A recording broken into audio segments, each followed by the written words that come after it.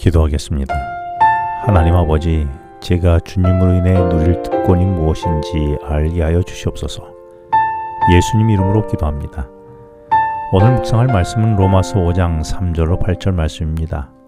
바울은 지난 로마서 4장의 말씀을 통하여 내가 의롭게 되는 것은 율법을 지키거나 의를 위해 어떤 행동을 하는 것으로 얻어지는 것이 아니라 오직 생명이신 하나님이 값없이 주시는 은혜라고 했습니다.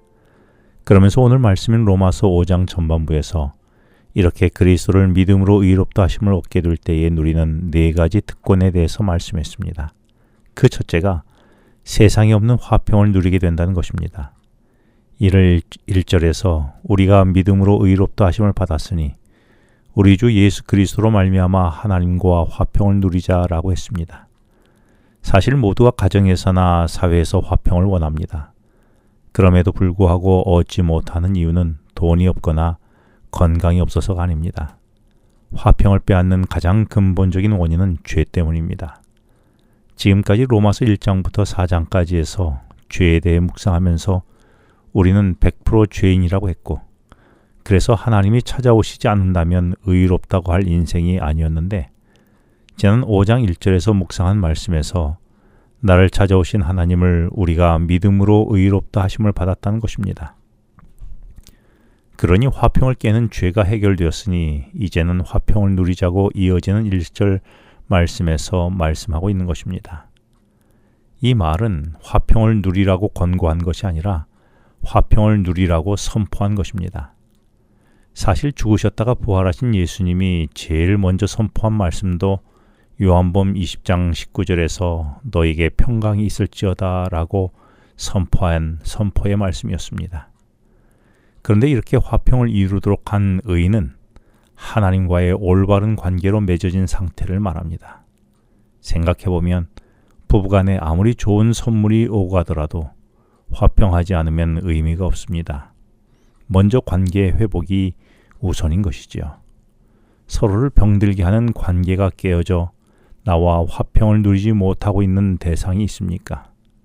화평을 이루기 위해 내가 해야 할 역할은 무엇일까요? 나는 하나님과 더불어 누리는 화평을 이웃에게 보여주고 있습니까?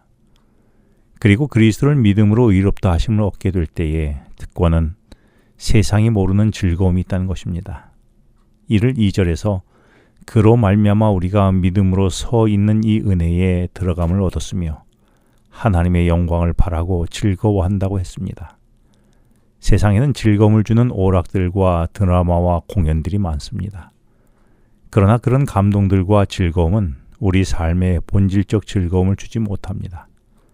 사실 그리스도인 공동체에서 영혼이 거듭나고 새로워지며 살아난 경험을 할 때에 이루 표현할 수 없는 즐거움과 감동이 있습니다.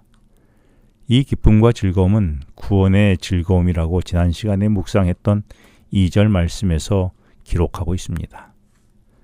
나는 어느 때에 가장 즐겁고 감동을 느낍니까? 혹 내가 구원받았다는 사실을 깨닫거나 죄로 인해 죽어가는 영혼이 구원받은 사실의 감격을 누려본 적이 있습니까? 영혼의 상처가 치유되고 회복되는 그 즐거움을 경험해 보도록 도전해 보심이 어떻겠습니까? 이제 오늘 본문이 시작하는 3절에서 그리스도를 믿음으로 의롭다 하심을 얻게 될 때에 세상을 이기는 소망을 갖게 된다고 말씀합니다. 이를 3절에서 우리가 환난 중에도 즐거워하게 되는데 그 이유를 4절에서 그 환난이 인내를 만들어내고 그 인내가 나를 연단해서 결국 나로 세상을 이기는 소망을 만들어내기 때문이라고 말씀합니다. 우리가 아무 노력 없이 의롭다 하심을 얻게 되었다면 마찬가지로 화평을 누리거나 즐거움을 갖게 되는 것도 그 근거가 우리에게 있지 않습니다. 그리고 우리의 환경이나 위치가 화평과 즐거움을 주는 것도 아닙니다. 그래서 믿는 우리는 환난 중에도 즐거워할 수 있는 자들인 것입니다. 왜냐하면 그 환난은 우리를 더 성숙한 사람으로 양육시켜주기 때문이지요. 그러므로 환난은 하나님이 나를 사랑하지 않는 증거가 아니라 오히려 우리를 더 성숙하게 만들어갑니다. 그래서 그 환난에서의 소망은 5절에서 우리로 하나님의 사랑으로 가득 차게 한다고 했습니다. 이는 바울이 육체의 가시가 자신을 주 안에 더 머물게 했던 것처럼 6절에서는 우리가 연약할 때에 주님이 우리 위해 죽으셔서 우리를 강하게 하셨다고 했습니다. 그러므로 우리가 환난이나 연약할 때는 하나님이 나를 위해서 일하실 때입니다. 내게 지금 어떤 환난이 있습니까? 그 환난으로 하나님을 원망하셨습니까? 근데 그 환난이 나로 주의 사랑을 더 경험하게 하는, 그리고 나를 더 성숙하게 하는 도구임을 나는 알고 있습니까? 끝으로 주님으로 의롭다 하심을 얻게 될 때에 누리는 특권은 7절과 8절에서 우리가 아직 죄인 되었을 때에 주님이 나를 위해 죽으심으로 우리에 대한 자기 사랑을 확증하셨다라고 하므로 나를 위해 죽으시는 사랑을 경험하게 된다는 것입니다. 내가 고통스러울 때에 십자가에 죽으신 주님이 내가 너희 찢김과 고통과 수치와 부끄러움과 두려움을 내가 다 안다라고 말씀하시는데, 이는 주님이 동일한 고통과 아픔을 경험하셨기 때문입니다. 이런 주님을 내가 볼 때에 나도 누군가를 바라보며 사랑할 수 있게 되는 것입니다. 혹 잘 변하지 않는 나 때문에 절망하고 있습니까? 하지만 아직 죄인 되었을 때에 나를 죽기까지 사랑한 주님의 사랑으로 절망하지 말고 한번 격려하며 나를 껴안아주고 내 옆 사람을 껴안아주면 어떻겠습니까? 기도하겠습니다. 하나님 아버지, 주님으로 의롭게 된 내가 내게 주시는 그 특권을 기억하며 오늘을 살게 하여 주시옵소서.